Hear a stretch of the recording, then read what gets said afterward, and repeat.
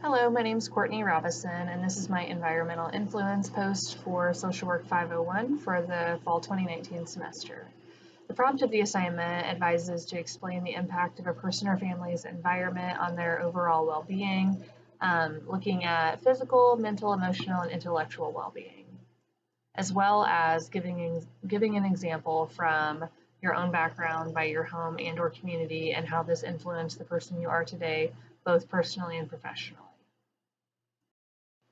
So I will start out by saying that when I hear about environment and how that affects someone's well-being, I also take into consideration that I do believe that genetics play a role to a degree in someone's well-being, because if someone is born into a biological family where there's a medical health history of mental health conditions, mental illness, or intellectual disabilities, then that person is, potentially going to be predisposed to potentially developing some of those issues themselves, which could affect their well-being in different areas. For instance, if someone is born and has a developmental disability, that is obviously going to affect their well-being with regard to their intellectual well-being. However, with that being said, I do believe that environment plays generally a very large role in who someone is and who they will become. Some might argue that environment arguably plays a bigger role. I've been fortunate in that I've had the unique opportunity through working in the child welfare field to be able to see a little bit of this firsthand. So I've seen children that have come from the same biological background, same mom and same dad, that have been raised in two completely different environments. And from this, I've been able to see some major differences that really only environment could explain in that situation when they have the same genetic background, but they've been raised in different environments and their well-being is completely different, which can only be attributed to environment. So starting off looking at how physical well-being can be affected by one's environment, I think we could even start by looking at a child that is in utero. If you have a child in utero with a mother who's abusing substances, then that environment is going to negatively affect that child. The child can be born addicted to substances, experiencing withdrawal, as well as any other number of physical health issues that child would be experiencing as a direct result of the environment that he or she was in prior to birth. As compared to a child that was in utero with a mother who was not doing those things, was not abusing substances, and was, ensuring that she was, eating a balanced diet, that she was watching out for her own physical health, making sure that she was taking vitamins and things like that, that child is likely going to have a much different physical health well-being than the child who was born to the mother who was abusing substances while that child was in utero. A family's socioeconomic status is an environmental factor that could contribute to their overall physical health well-being. This can affect things ranging from the type of diet that a family has, if they have public assistance or are relying on food pantries to provide food to their families, then they're probably going to have more limited access to nutritional foods than a family who has more financial resources.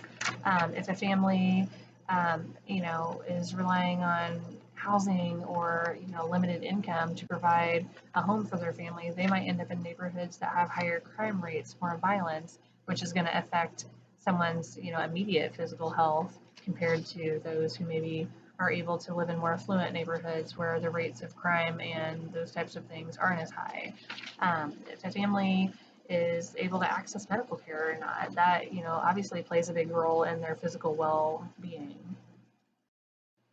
I think it's interesting to look at how the different types of well-being can be interconnected to one another that are all affected by the environment.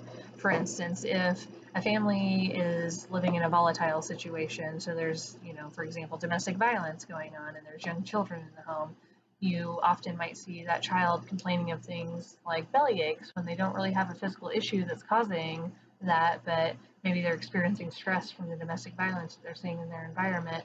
And so that stress is manifesting itself in a physical way by them saying that their stomach hurts. There's so many things in social environments that can affect someone's mental well-being, but I believe one of the most significant of those is the presence or absence of abuse within a social environment. If you have an individual who is regularly experiencing or witnessing any type of abuse, then there's going to be some level of trauma that they're experiencing that is associated with that. And when you have trauma, especially in children, it will often mask itself as something else, such as ADHD. And then a child may be diagnosed with a mental health condition they truly don't have, but it appears that they do because it's how their trauma is presenting itself. And then there's other individuals who experience things such as post-traumatic stress disorder based on the trauma from the abuse that they've experienced in their social environment. When looking at emotional well-being of an individual or a family, I think that one of the biggest factors to consider is whether or not that person has support in their social environment. You'll typically see a major difference with someone who has even one person that's cheering them on or encouraging them or telling them they could do it, versus someone who's living in an environment of isolation where they have no one, or maybe there's people there, but they're not offering any support or encouragement. Rather, they're degrading the person or discouraging them, which is going to lead to them battling with insecurity versus someone who has support, who is confident in themselves. Intellectual well-being is also affected by the social environment. You might look at, one family situation where there is, a really high importance placed on education, that, the children are encouraged to do their best in school and that they're worked with their caregivers when they return home and they don't miss school. They're really involved versus another environment where there may be generational high school dropout and the family doesn't place much value on education. The children miss school frequently, they don't get worked with at home, and the children then themselves don't place a value on education, which will affect their motivation and their intellectual well-being. Access to educational services is another thing to take into consideration when looking at how the social environment affects an individual's intellectual well-being. Preschool services that are publicly funded aren't something that is available in every community, especially rural communities. And so in order for families to be able to access those services in some communities, they have to be able to fund the preschool tuition as well as arrange transportation for their children to get there. And that's just not possible in every situation, which could ultimately affect that child's intellectual well-being. So now moving on to the part of the assignment about giving a general example about my own background from my home and or community and how this has influenced who I am today. So my background has certainly affected who I am today, both personally and professionally. I grew up in a very rural community. I was number 3 in a sibling group of 4 in a very eccentric and dysfunctional family. I experienced in a secondary kind of role some of the effects of the life choices made by some of those close to me, and began at an early age kind of developing my own value system and belief system of what I wanted in my life for myself and for my future family. And experiencing some of the things I did caused me to gravitate towards the field of social work professionally. Personally, I feel that from my early life experiences, I'm able to bring kind of a unique sense of empathy and understanding maybe certain situations that um, would maybe be a struggle for some other individuals that um, perhaps have had some different life experiences. So I do feel that, the environment I grew up in and my experience of what I experienced really shapes who I am personally and professionally.